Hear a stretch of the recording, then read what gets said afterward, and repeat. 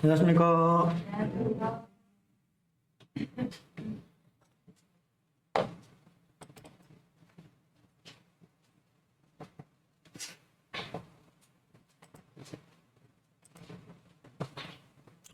네, 오늘은 작은 예수로 나아가라라고 하는 제목으로 함께 말씀을 나누겠습니다. 같이 보실 말씀 누가복음 9장 1절로 11절.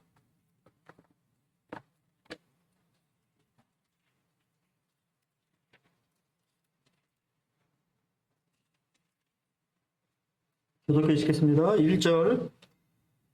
예수께서 12제자를 불러 모으사 모든 귀신을 제어하며 병을 고치는 능력과 권위를 주시고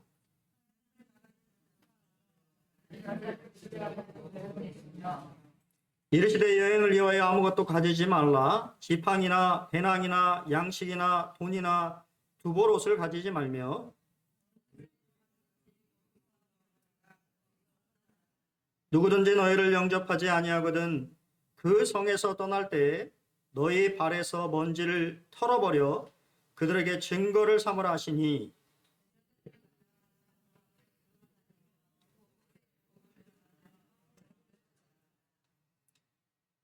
분봉왕 헤롯이 이 모든 일을 듣고 심히 당하하니 이는 어떤 사람은 요한이 죽은 자 가운데서 살아났다고도 하며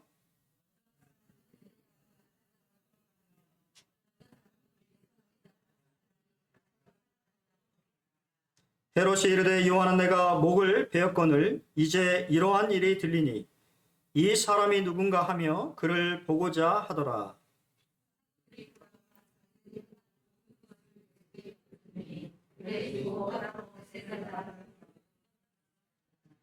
무리가 알고 따라왔거늘 예수께서 그들을 영접하사 하나님 나라의 일을 이야기하시며 병 고칠 자들은 고치시더라.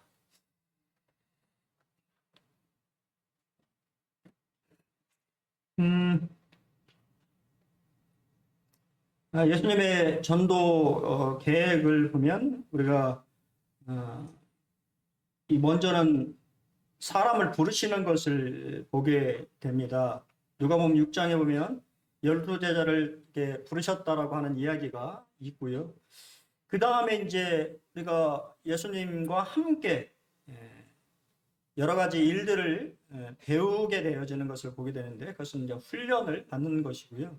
이제 오늘 우리가 본문 말씀에 보여지는 것은 훈련을 마친 그런 제자들이 이제 예수님 없이 보내서 전도하는 그러한 일들을 이제 하게 되는 것을 보게 되는데요.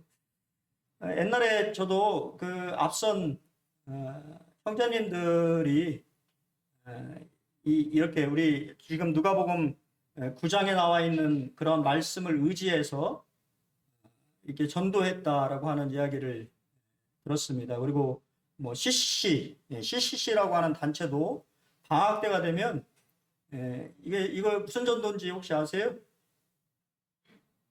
거지 전도라고 하는 전도 안 들어보셨어요? 거지 전도.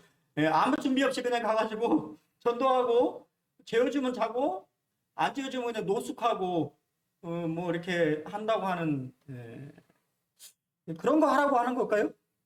여러분 어떻게 생각하십니까? 앞선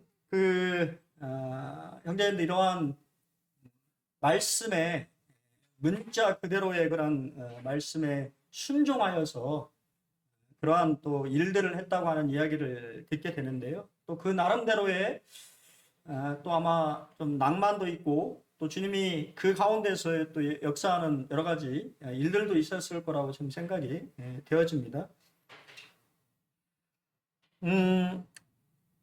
우리가 지금 보고 있는 내용에 대해서 마가복음에서도 동일하게 이제 말하고 있는데요. 예수님은 먼저 자기가 원하시는 사람들을 부르십니다. 그리고 그 부른 사람들을 세우죠. 세움을 입습니다. 일꾼으로서 세움을 입게 되고 또한 가장 부름받은 우리 그리스도인들이 해야 될 일이 뭐냐면 예수님과 함께 하는 삶을 살아야 돼요. 예수님이 어떠한 삶을 살았는지를 알아야, 그렇지 않습니까?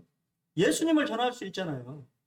예수에 대해서 모르는데 그분이 어떠한 삶의 모습, 어떤 요즘으로 말하면 라이프 스타일이잖아요.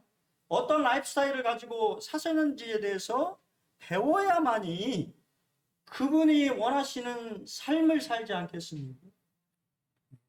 가장 중요한, 구원받아서 가장 먼저 해야 될 것은 그분과 함께하는 삶을 살아야 된다고 하는 거예요. 그리고 그분이 어떠한 삶을 살았는지에 대해서 가장 정확하게 알려준 것이 복음서입니다. 복음서를 우리가 그래서 복음서를 읽고 있는 거죠. 예수님이 어떠한 삶을 사셨는지를 우리가 그분의 삶을 추적하면서 쫓아가면서, 제자라고 하는 것은 랍비의 발 뒤꿈치를 쫓아가서 흙먼지를 맞는 사람이라고 유대인들이 여기고 있어요. 다른 것을 배우는 것이 아니라 랍비가 어떠한 삶을 살아가고 있는지를 보고 배워서 그 삶대로 살아가는 것이 바로 작은 예수로 살아가는 삶이라고 저는 믿어집니다. 그런 삶을 살아가게 될 때 예수님은 이제 훈련을 마치게 되면 보내시는 거죠. 전도하러 보내는 그런 모습을 우리는 보게 됩니다. 그럼 보낼 때 여러분이라면 이 전도로, 또 여러분의 자녀나 아니면 여러분의 그러한 학생들이 전도로 나갈 때 여러분 뭐를 지어주겠습니까? 이거 가지고 가라. 이거 가지고 가면 도움이 될 거야 라고 하는 것이 있지 않겠어요? 예수님은 제자들을 보내시면서 뭐를 주셨을까요? 먼저 우리가 좀 생각해 볼 것은, 그러면 이 제자들을 이렇게 보냈잖아요. 그럼 예수님은 뭐 하셨을까요? 그런 생각 해보셨어요? 예수님은 쉬셨을까요? 제자들을 전도하러 보내고 예수님은 뭐를 하셨을까라고 하는 궁금증이 드는데, 그거에 대해서 마태는 11장 1절에 이야기하고 있습니다. 사실은 이 보내는 장면이 10장에 나와 있어요. 마태복음 10장에 지금 우리가 보고 있는 누가복음 9장 사건이 같이 연결이 되어 있는데, 제자들을 보내시고 나서 뭘 하셨냐면 제자들의 고향에 가셔서 전도하셨어요. 예수님도 오신 것이 아니고 예수님 또한 전도하셨습니다. 그럼 예수님 제자들을 보내면서 무엇을 들려주셨을까요? 무엇을 주셨을까요? 다른 걸 주시지 않았습니다. 두 가지를 주셨는데 능력과 권위를 주셨어요. 능력과 권위면 충분하기 때문에 이 두 가지를 주셨습니다. 능력이라고 하는 단어는 사실 이 번역이, 이 한국어 번역이 막 섞어서 사용했기 때문에 좀 이 한글 번역이 좀 이렇게 잘 완벽하게 되어 있지는 않아요. 하지만 우리가 능력하면 드나미스라고 하는 헬라어를 사용하고 있는데, 이것은 바로 그냥 우리가 말하는 파워입니다. 파워, 힘. 이길 수 있는 힘. 우리가 어떠한 상황이나 처지에 놓여 있을지라도 하나님이 주시는 능력으로 그것을 이겨내는 힘이 바로 이 능력이에요. 그 능력을 여러분에게 주신 것입니다. 무엇인가, 하나님이 여러분에게 무엇인가를 맡겼을 때 그냥 네 힘으로 하라고 하는 것이 아니고 하나님의 성령으로 그것을 해낼 수 있는, 견뎌낼 수 있는 힘을 주셨다라고 하는 것이에요. 그것이 바로 능력이고, 그럼 그 능력을 사용할 수 있는 자격입니다. 자격. 사실 권위로 얘기를 이렇게 번역을 했습니다만 우리가 그냥 이해하기 쉽게 설명하면 자격이에요. 자격. 이것은 쉽게 설명할 수 있는 건데요. 자, 경찰관이, 저도 경찰을 했잖아요. 경찰관이 제복을 입고, 제복을 안 입으면 안 되죠. 제복을 안 입으면 저 사람이 경찰관인지 뭔지 모르잖아요. 제복을 입습니다. 자, 우리 여기 최정희님 차가 막 오고 있어요. 다른 사람이 쓰라고 하면은 씁니까? 안 쓰지. 하지만 최저임금이 150kg를 받고 막 오고 있어요. 제복을 입은 경찰관이 별것도 아니죠? 그냥 손 하나만 내미는 거죠. 손 하나만 딱 내미는 뭡니까? 서야 되는 거예요. 왜냐면 그런 자격이 있기 때문에. 단속할 수 있는 자격이 있기 때문에 손만 내밀어도 서야 되는 것입니다. 그리고 뭐를 줘야 돼요? 면허증을 면허증을 제시해 줘요. 이해가 되세요? 그리스도인에게 자격을 주셨어요. 하나님의 능력을 사용할 수 있는 자격을 여러분에게 주셨습니다. 그 능력으로 이제는 나가는 것이. 그러니까 전도라고 하는 것이 내 힘으로, 내 지식으로 나가는 것이 아니고 하나님이 주신 능력, 그 힘으로 나가서 하는 것이. 근데 많이 착각한단 말이죠. 전도를 많이, 특별히 이제 전도를 많이 하시는 분들이 경험이 쌓이고 뭔가 이제 이 노하우가 쌓이면 성령님을 의지해야 되는데 성령을 의지 안 하고 그런 노하우에 의지하게 되면 구원의 역사가 일어나지 않아요. 왜냐하면 구원하시는 분은 성령이십니다. 사람의 말에, 지혜에 사람이 변화되는 것이 아닙니다. 사람을 변화시킬 수 있는 것은 바로 성령의 능력 때문이에요. 그러면 이 능력과 권위라고 하는 것을 좀 자세히 이 찰스 스탠리 목사님이 변화를 이끄는 성령 충만의 법칙이라고 하는 책에서 우리에게 설명을 해주고 있어요. 능력은 무엇이냐? 성경에 따르면 성령이 우리에게 육체적, 정신적, 감정적, 영적 능력을 주셔서 이거 잘 아셔야 됩니다. 육체적, 정신적, 감정적, 영적인 것만 말하고 있지 않다고 있다는 거예요.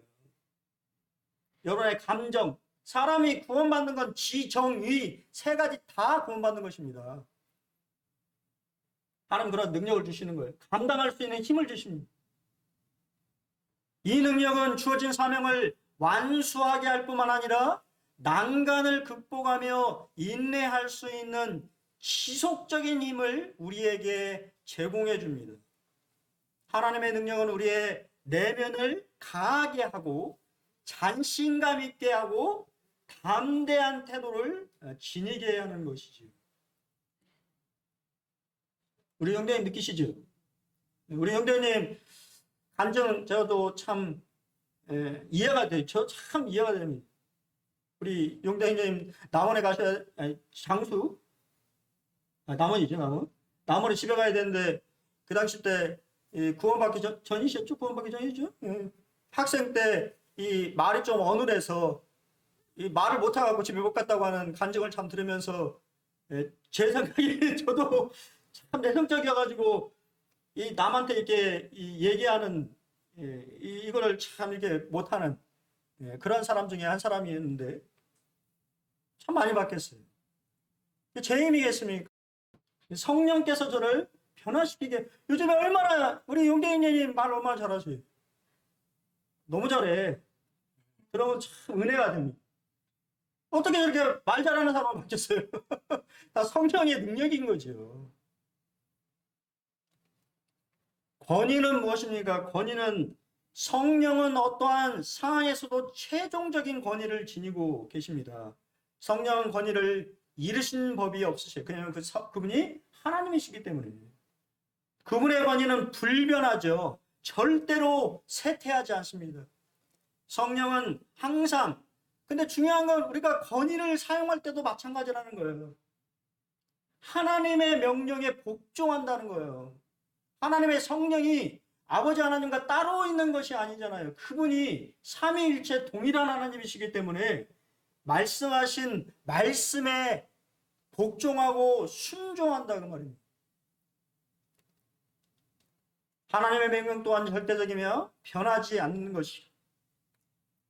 결국 이러한 권위를 가진 사람들은 성령 충만한 이러한 사람들은 자신이 권위적으로 보이게 안 해도 그 느끼는 분위기, 풍모 자체가 권위가 있다라고 하는 것이죠. 함부로 못하는 것이죠.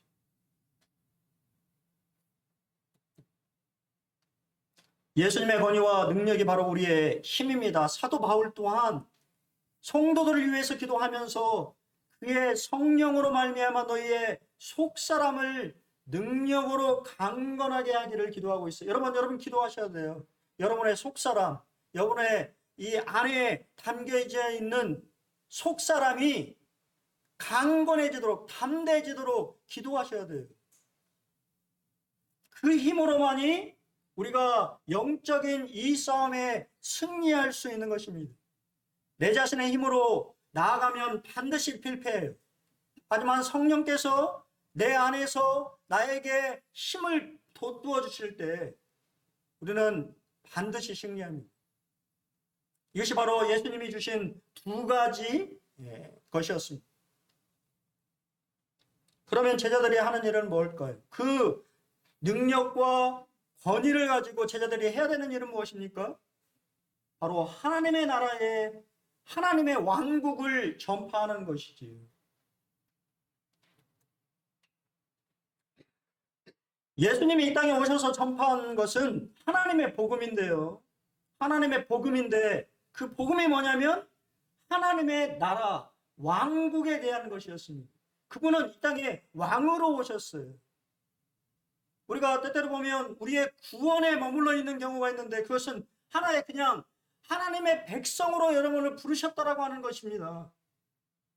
여러분들이 하나님의 나라, 하나님의 왕국이 이 땅 가운데에서 여러분이 인생을 살아가면서 하나님의 통치 가운데에서 살아가야 된다고 하는 것이에요.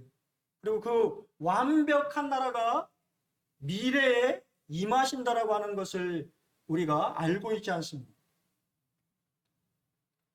그들은 하나님의 왕국을 전파해야 됐습니다. 예수님이 부활하신 후에 말씀하신 것도 하나님의 왕국에 대한 것이었습니다. 또한 사도 바울 또한 하나님의 왕국을 전파했습니다. 여러분이 전해야 될 복음의 핵심은 하나님의 통치예요. 하나님이 우리 인생의 주인이 되셔서 예전에는 죄로 인해서 내 중심적인 삶을 살아갔던 그러한 삶에서 이제는 주님이 나의 주인이 되셔서 내 삶이 주님의 뜻에 맞는 하나님의 뜻에 맞춰 살아가는 하나님의 백성으로서 살아가는 것을 말하는 것입니다.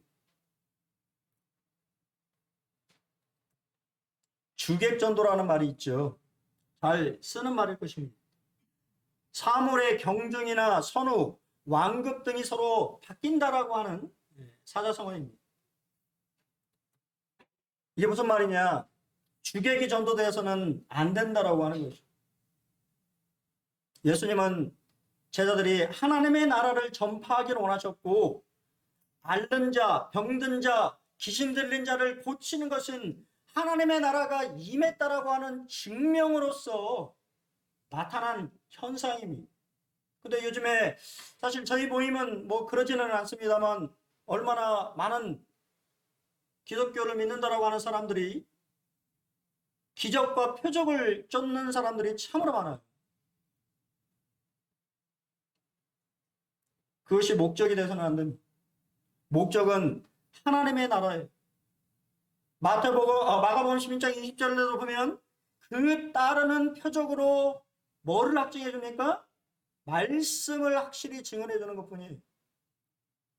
히브리서 2장 3절에서도 처음에 주로 말씀하신 그 말씀이 바로 표적과 기사를 통해서 하나님의 나라가 이 땅 가운데 임했다라고 하는 사실들을 증명해 주는 것입니다. 왜 그렇습니까? 여러분, 마지막 때가 가까울수록 표적과 기사가 흥행한다라고 성경은 예언하고 있어요. 더 우리가 놀랄 만한 일들을 보게 될 것이라고 성경은 말하고 있습니다. 하지만 그것이 하나님의 역사인지 거짓 그리스도와 거짓 선지자들 악한 영에 의한 것인지를 우리가 알 수가 없다고 말입니다. 알 수 있는 방법은 무엇이에요? 바로 그들이 전하는 메시지, 말씀, 그 말씀이 성경에 있는 말씀과 일치하냐라고 하는 것을 통해서 알 수 있는 것이죠. 그냥 눈에 보이는 그러한 것들을 통해서 우리는 잘못하면 미혹되는 것이, 그것의 맛을 쫓아서는 안 된다고 하는 것입니다. 존 오토버그라고 하는 분이 이 땅의 나라라고 하는 글을 썼습니다. 그 나라에서는 어떤 일이 벌어지고 있습니까? 지금 여러분이 살아가고 있는 나라죠. 폭력과 배신이 난무하고 수많은 아이들이 매일 영양실조로 죽어가고 있습니다. 수많은 여성들이 남자들에게 성폭력을 당하거나 무시를 당하고 심지어 상품처럼 팔리기까지 합니다. 종교라는 이름으로 다른 사람들을 함부로 죽이고 하나님의 피조세계는 나날이 오염되어 가고 있습니다. 결혼 서약을 쉽게 저버리고 인종 갈등으로 크고 작은 문제들이 끊이질 않습니다. 문화전쟁의 사람들은 거의 모든 영역을 정치화하려 하고 냉소와 두려움, 우울증, 고립으로 사회는 어지럽습니다. 그렇다면 과연 누가 이 세상 나라를 운영하고 있는 것일까요? 성경에는 분명히 말하고 있지 않습니까? 악한 영이 이 모든 세계에 그러한 것들을 운영하고 있는 거예요. 죄악이. 최근에 어떤 한 성도님 가정을 만났었는데요. 한 자매 얘기를 참 들으면서 참 기도가 되었습니다. 독일에 사는 자매였어요. 참 열심히 살고 있다고 하는 얘기를 들으면서 상위 3%에 드는데요. 독일 안에서도 그 자매의 역량이 워낙 뛰어나가지고 상위 3% 안에는 능력자로 살아가고 있다고 그 어머니가 얘기하면서, 그런데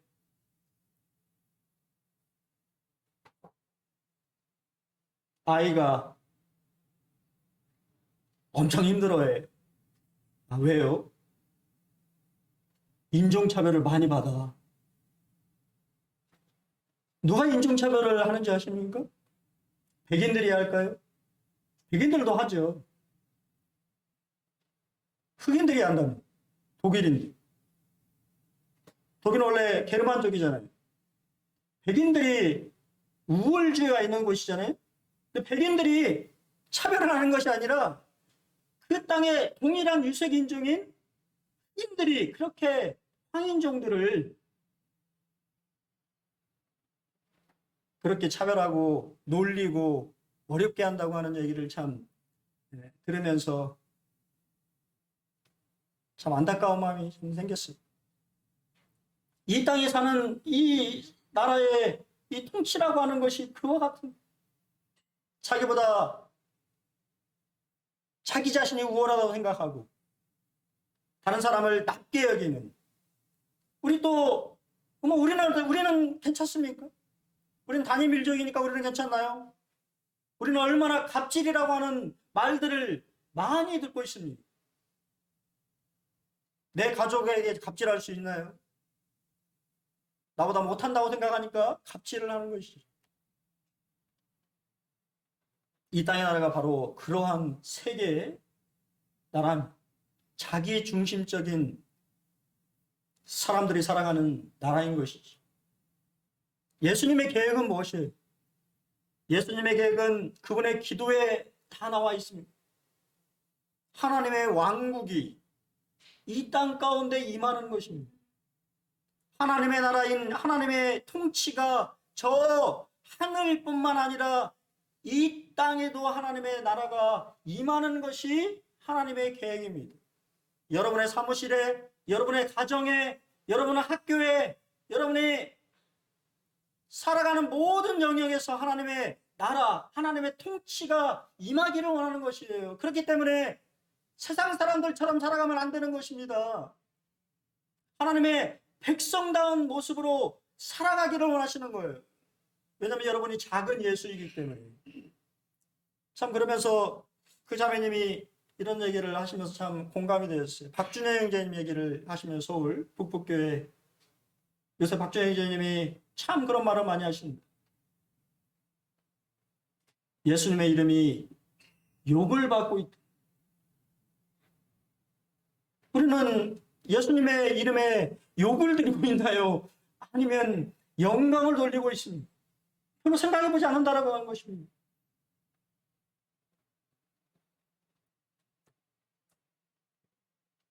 존 웨슬리는 당신이 이 땅에서 해야 할 한 가지 일이 있다고 말합니다.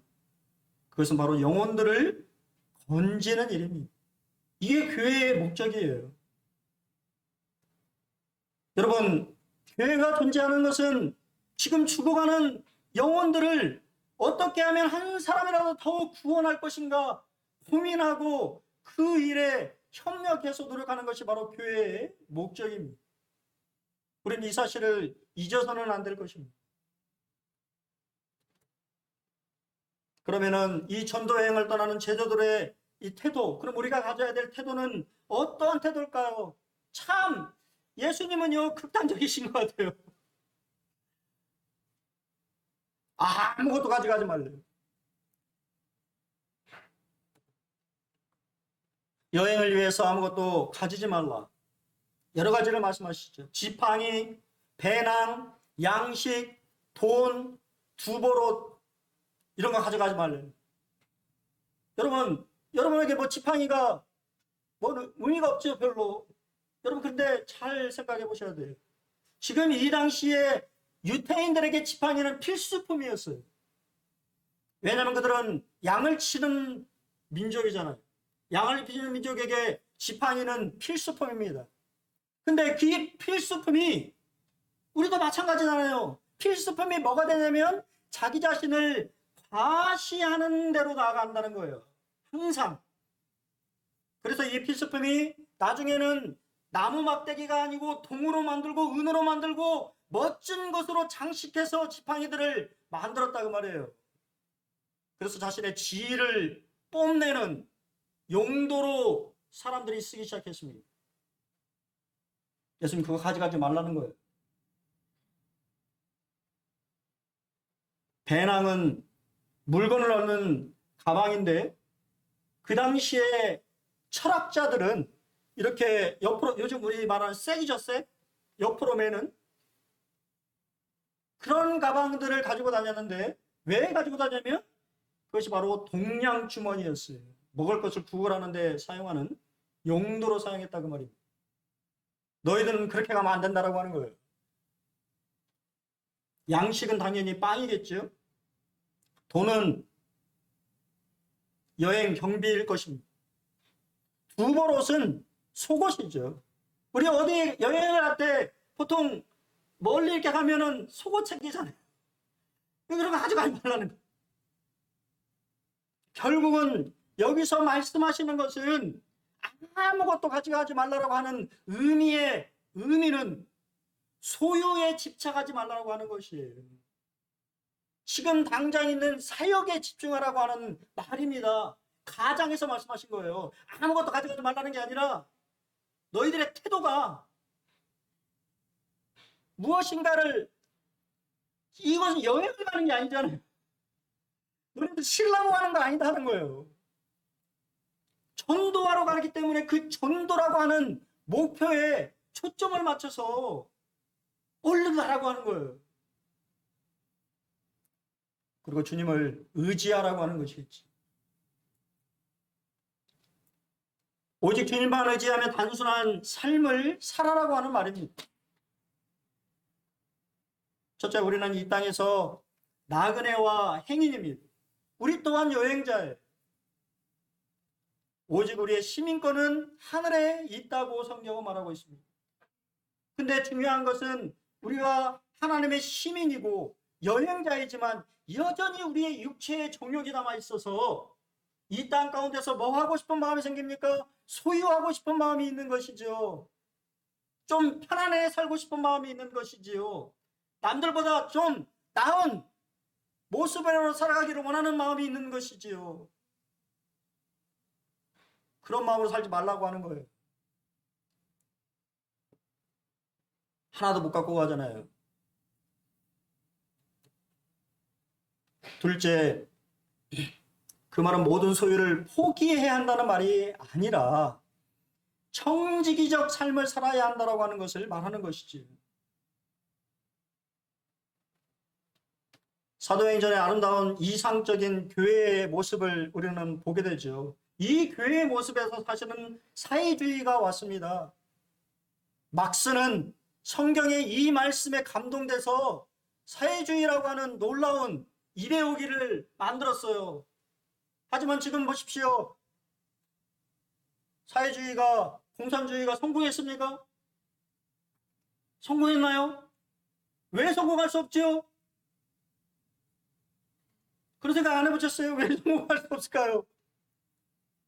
죄인이니까 안 되는 거예요. 죄인이니까. 죄인은 자기 중심적이고 자기만 배부르면 되기 때문에 남한테 나눠준다고 하는 거는 그냥 겉모습만 그럴싸하지 실제 우리 민족 북한 사람들이 배부르게 먹고 있습니까? 지금도 얼마나 많은 아이들이 꽃거지로 하루에 양식을 걱정하면서 구걸하는 아이들이 압록강, 두만강, 강변에 널려 있다고 하는 것이 아닙니까? 안 되는 것이지. 죄인은 안 되는 거예요. 하지만 성령께서 임하셨을 때 초대교회는 그것이 가능했다라고 하는 것을 우리에게 보여주고 있습니다. 이것은 뭔가 강요하는 것이 아니지요. 자원함으로 되어진 것. 자신의 재물이 자신의 것이라고 생각하지 않고 나눠주기를 기뻐하는 삶을 살았다 그 말입니다. 그것이 바로 청지기로서의 삶인 것이죠. 여러분의 소유를 갖지 말라는 것이 아닙니다. 하나님이 주신 것을 기쁘게 다른 사람에게 나누기를, 필요한 사람이 있다고 한다면 그 것들을 나눠줌으로 그러한 일들을 감당하라고 하는 것이죠. 셋째는 진짜 부자는 소유가 많은 자가 아니라 선한 사업을 하는 자요 하늘에 쌓는 자입니다. 디모데전서 6장 17절 18절에 정함이 없는 재물, 다른 번역본에는 덧없는 재물. 여러분이 가지고 있는 재물이 여러분 가지고 갈 수 있습니까? 하나도 못 가져가잖아요. 그러한 것에 소망을 두지 말고 오직 우리에게 모든 것을 후히 주십니다. 하나님은 후히 주시는 분이죠. 그리고 그것을 누리게 하시는 하나님께 두며 그것으로 선을 행하고 선한 사업을 많이 하고 나눠주기를 좋아하며 너그러운 자가 되게 하라고 말씀하십니다. 마태복음 6장에서도 오직 너희를 위하여 보물을 하늘에 쌓아두라고 말씀하고 있습니다. 어떤 믿음의 선지는 그렇게 얘기합니다. 여러분이 수천만 달러의 돈을 가지고 있다고 할지라도 천국에는 한 푼도 없을 수가 있다. 여러분은 어디에 투자를 하고 있습니까? 이 세상입니까? 아니면 하늘나라입니까?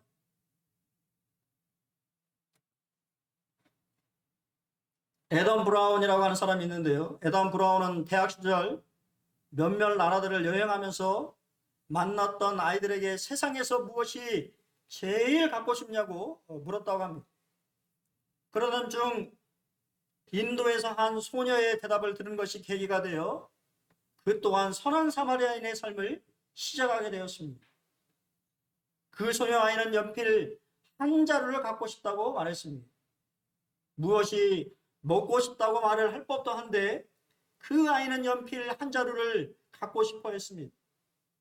그 소녀는 공부하고 싶었던 것입니다. 그는 미국에 돌아가 연필을 보내주겠다고 약속했고 그 약속을 지켰습니다. 연필만 보내줬겠습니까? 그 아이가 공부할 수 있는 돈을 보내줬겠지. 그리고 더 많은 아이들을 위해서 전도에 유명한 직업을 내려놓고 2008년도에 약속의 연필이라고 하는 비영리 단체를 만들어서 가난한 지역에 있는 아이들에게 교육을 지원하는 사업을 하고 있다고 합니다. 참 멋진 사람이죠. 그가 가진 재능과 재물을 하나님의 선한 사업에 투자하는 것입니다. 오늘 갑자기 이 누가의 구성구들을 조금 살펴볼 필요가 있습니다. 열두 제자를 보내는 장면이 나오고 그 중간에 헤롯 왕의 고백이 갑자기 등장합니다. 좀 생뚱맞지. 아마 누가는 이 마지막 예수님의 그런 장면의 복선으로 이 장면을 저는 깔았다고 보여져요. 헤롯은 예수님을 정말 만나고 싶었어요. 근데 예수님은 안 만나주셨거든요. 이 헤롯 안티바스를 마지막으로 만나는 곳이 십자가입니다. 마지막 신문을 이 분봉한 헤롯에게 받았는데 예수님은 그에게 아무 말씀도 안 하셨어요. 한마디도 대답하지 않으셨다고 성경은 기록합니다. 그리고 12제자의 성교 보고가 뒤따르고 그 힘들게 전도여행을 마친 제자들에게 힘과 영적인 재충전을 하기 위해서 벳세다라고 하는 어부의 집으로 그들을 이끄시는 장면이 마지막 장면입니다. 왜 누가는 이것을 이렇게 구성했을까요? 그것은 바로 하나님의 사람, 심내 용화는 죽어도 하나님의 사역은 계속된다라고 하는 것을 여러분에게 말하고자 하는 것입니다. 하나님의 사역은 나 아니면 안 된다고 하는 생각을 가지고 계십니까? 천만의 말씀이에요. 하나님의 일은 멈춘 적이 없습니다. 여러분이 하나님의 일을 안 하시면 여러분 손해예요. 하나님은 누군가 다른 하나님의 사람을 부르셔서 그를 통해서 하나님의 일을 계속해서 해나가실 것입니다. 왜냐하면 아버지께서 일하시니 나도 일한다고 말씀하신 주님의 말씀처럼 오늘도 내일도 그분은 영혼을 구원하는 일을 계속하시고 계신다고 하는 것이에요. 그 일에 우리가 하나님의 동역자들로 부름받으며 함께 한다고 하는 것이 얼마나 놀라운 특권이며 얼마나 놀라운 기회입니까? 여러분, 그런 기회들을 낭비하지 마시기 바랍니다.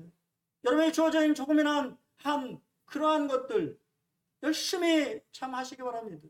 작년에 저는 참 좀 마음이 좀 안 좋은, 저도 저 자신을 돌아보기도 하고 안 좋았던 그런 부분이, 참 우리 모임 전도를 좀 해야 되는데 전도를 참 안 한다, 그런 마음이 참 마음에 어려움이 되었는데, 이번에 강보준 모치님 이 침례 그 장례를 소천으로 이렇게 가면서 한 자매님의 간증을 들으면서 너무 부끄럽기도 하고 하나님이 참 격려가 되고 위로가 되었어요.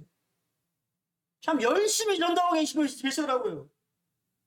계속해서 구두자 얘기하시면서 이 구두자 이렇고 한데 저기 기도 좀 해주시고, 그것을 2시간을 차 속에서 얘기하시는데 너무 제 자신이 부끄럽기도 하고,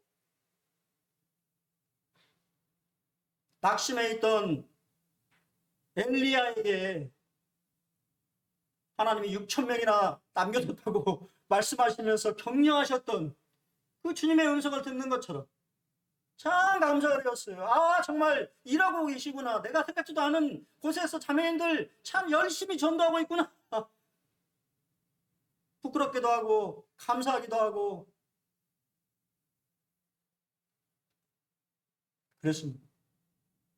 하나님 일하고 계신 거예요. 나는 일하고 있지 않다고 생각을 했는데 하나님 누군가를 통해서 하나님이 여전히 전도하는 일과 영혼들을 하나님 앞에, 예수님 앞에 인도하는 일들을 계속적으로 잘하고 계시더라고요. 여러분도 일하셔야 됩니다. 일할 날이 얼마 남지 않았어요. 저는 마지막으로 적용으로 지속적인 사역의 비결이라고 하는 3가지 찰스 스윈도의 제안을 함께 성도님과 함께 나누기를 원합니다. 첫째, 준비는 철저히 하되 여행은 가볍게 하라.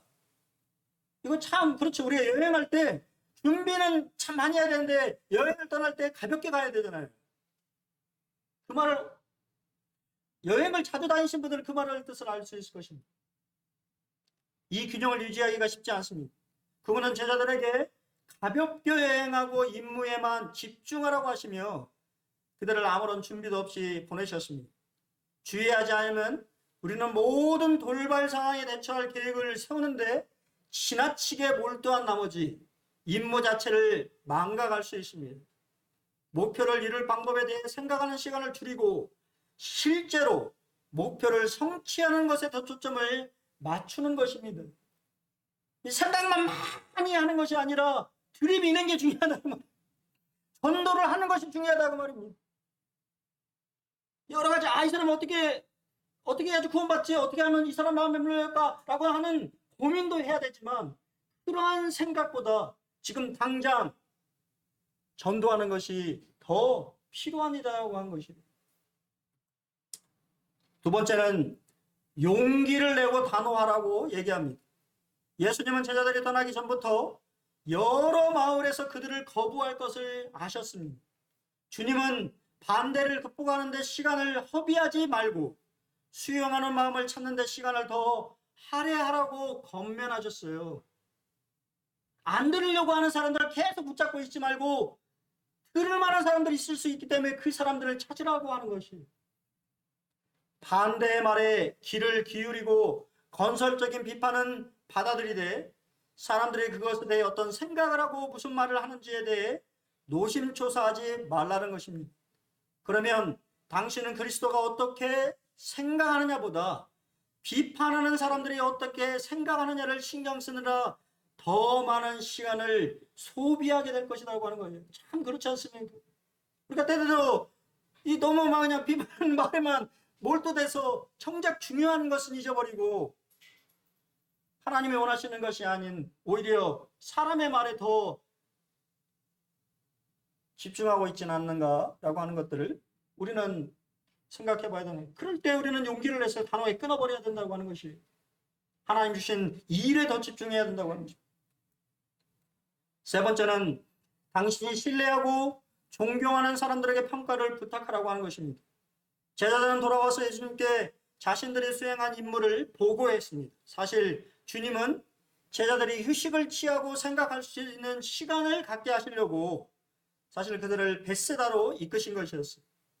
당신이 신뢰하고 존경하는 사람들의 유익한 비판과 건설적인 칭찬은 더 좋은 계획을 세우게 하고 여러분의 걱정들을 덜 수 있는데 도움이 될 것입니다. 여러분에게 멘토가 있어야 돼요. 마음이 통하는, 나의 마음에 있는 어려운 것들을 뭔가 교제하며 나눌 수 있는, 그리고 나에게 따끔하게 조언해 줄 수도 있는 그러한 멘토가 필요합니다. 그러한 사람들이 있으면 내가 어떠한 어려움에, 어떤 것을 선택할 때 어려움에 처하게 될 때 쉽게 그런 문제들을, 왜냐하면 앞선 그런 경험들을 하신 분들은 쉽게 그러한 일들을 나뿐만 아니라 경험하지 않았겠어요? 그래서 조언해 줄 수 있는 것이죠. 올바른 길을 다시 잘 갈 수 있도록 도와주는 것입니다. 여러분, 주님은 여러분 세상 가운데 보내셨습니다. 작은 예수로 보내셨어요. 여러분 자신이 예수님의 대사이고 예수님의 본보기입니다. 사람들이 여러분의 모습을 통해서 예수를 봅니다. 요즘에 기독교가 갈수록 쇠퇴하고 숫자가 줄어가는 이유는 기독교인들이 기독교인의 모습, 예수의 모습을 보여주지 못하고 있기 때문이 아니겠습니까?